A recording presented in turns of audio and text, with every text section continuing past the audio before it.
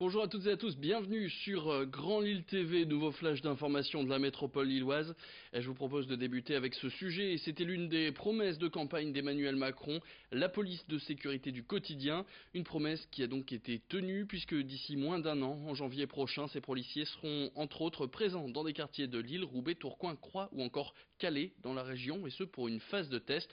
Une grande phase de test donc qui a été présentée jeudi dernier par Gérard Collomb, le ministre de l'Intérieur. 30 quartiers sélectionnés, parmi lesquels l'Eppel, l'Alma ou encore le quartier du Pile par exemple. Par contre, on ne connaît toujours pas le nombre d'agents qui seront mobilisés et déployés dans cette police de sécurité du quotidien, mais c'est déjà une bonne nouvelle pour les responsables des villes sélectionnées pour tester ce dispositif, à l'image de la ville de Lille par exemple. Alexis Tessier a rencontré Marc Baudiot, l'adjoint au maire en charge de la sécurité. Pour lui, des renforts de police dans les quartiers concernés, à savoir Lille-Fives et Lille-Moulins, c'est une bonne chose. Écoutez.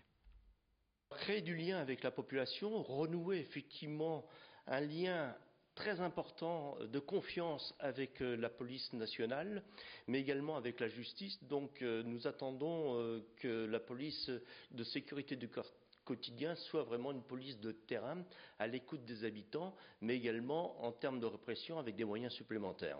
Alors, le test va débuter donc dès le mois de septembre 2018 et cette phase d'expérimentation va durer au minimum 1 an, voire 2 ans. Phase d'expérimentation à l'issue de laquelle nous ferons une évaluation avec l'ensemble des acteurs. Et toujours dans l'actualité de la métropole lilloise, le marché de la location de biens et plus particulièrement de bureaux qui se porte très bien. L'année dernière, 213 000 mètres carrés de bureaux ont été loués à des entreprises. C'est l'un des meilleurs résultats de France puisque la métropole lilloise se classe derrière Lyon et Paris. Alors Euralille, Euratechnologie, les quartiers commerçants mais aussi la Haute-Borne à Villeneuve-d'Ascq sont les quartiers qui fonctionnent le mieux dans ce secteur de la location. Mais la métropole lilloise pourrait même encore faire mieux. Selon certains professionnels, il resterait 6% des volumes présents qui resteraient encore vacants. D'autant que la location de bureaux, c'est une pratique qui est très courante. En effet, 80% des entreprises loueraient leurs murs, seuls 20% en seraient propriétaires. Bref, un marché qui se porte bien, mais qui pourrait encore s'améliorer, comme l'expliquait Benoît Thiraud au micro d'Alexis Tessier. Le marché il se construit autour d'une offre d'immeubles beaucoup plus denses qu'avant, hein, puisqu'il y a des parcs d'activités qui offraient des bâtiments R+1 qui avaient une taille moyenne autour de 1000 à 1500 mètres carrés, alors que maintenant on se développe sur des produits qui vont plutôt en périphérie, en tout cas sur des tailles de 2005 à 3000 mètres carrés, qui sont les produits types. Et après on est de plus en plus urbain. Dans les parties plus urbaines, on aura des immeubles encore plus importants, notamment sur Euralille ou Euratechnologie, où on commence à avoir des immeubles qui démarrent à 3000 et qui vont jusqu'à 6000 ou voire 35 000 jusqu'à Euralille, puisque le dernier immeuble qui va se faire sur Euralille fait 35 000 mètres carrés. Connaissez-vous le 4L Trophy? Il s'agit d'une course en voiture, en 4L plus précisément, d'où son nom, et c'est réservé aux étudiants venus de toute la France. Le départ de la course est prévu jeudi à Biarritz pour relier le Maroc. L'arrivée est prévue à Marrakech le 25 février, soit 6000 km de parcours. Et avant ce grand départ direction le sud, Alexis Tessier a rencontré Jacques-Antoine et Laetitia Izeb, un frère et une sœur, qui vont participer à cette course en équipe. Ils étaient venus sur ce plateau il y a 2 semaines pour présenter leur aventure et ce samedi, cet équipage ainsi que d'autres venus du Nord se sont réunis sur la zone commerciale d'Anglo. L'occasion pour eux de mettre en avant leurs sponsors sans qui ils ne pourraient pas participer à cette course qui est finalement aussi un peu plus qu'une simple prestation mécanique puisque dans leur voiture, les participants emmènent avec eux des fournitures scolaires et du matériel de soins pour les populations qu'ils vont croiser pendant leur aventure. Retour donc sur cette course au micro d'Alexis Tessier. On l'a trouvé sur le site internet, mais sinon après ça peut se faire en famille, ça peut être le papy ou le papa qui a gardé sa 4L dans son garage, mais nous on a récupéré la 4L d'une ancienne équipe de l'année dernière. Il faut la retoucher, il faut aussi aller à l'intérieur vraiment pour voir si le moteur fonctionne bien d'abord, et puis après tout ce qui est batterie, tout ce qui est autour, et il faut avoir un bon garagiste, et nous on a la chance d'être avec Noroto.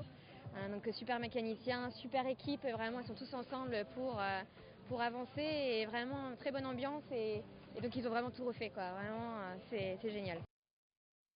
Tout de suite, je vous propose de revenir sur un événement qui a marqué ce week-end dans métropole lilloise. C'était au Tripostal à Lille et le salon Maker Faire dédié à l'innovation, basé dans la récupération et la valorisation des déchets. Alors parmi les 300 makers, l'autre nom des exposants, on retrouvait des incubateurs comme Euratech, un salon qui était pour eux l'occasion de créer des liens avec les startups dans ce domaine.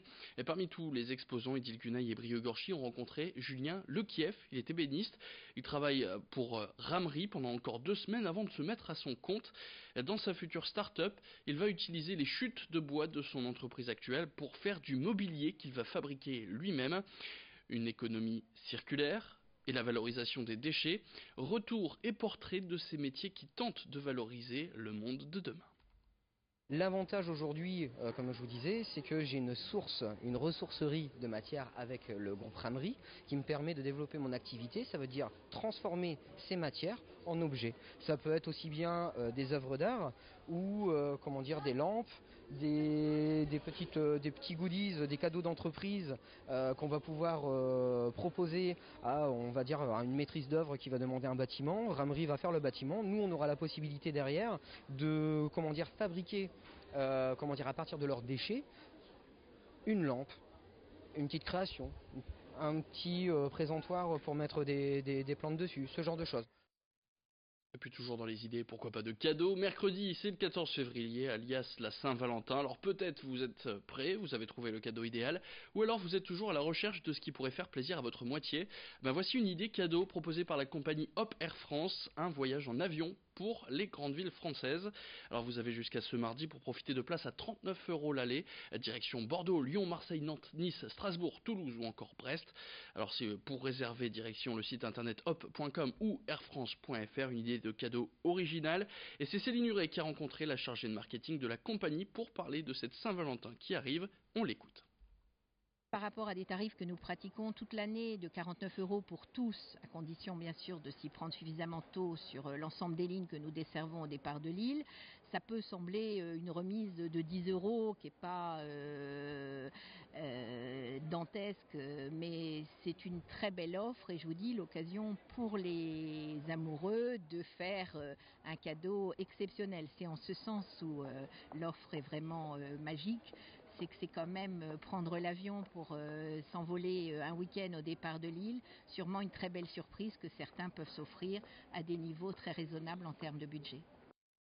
Et c'est la fin de cette édition, merci de l'avoir suivi. Tout de suite sur Grand Lille TV, la météo.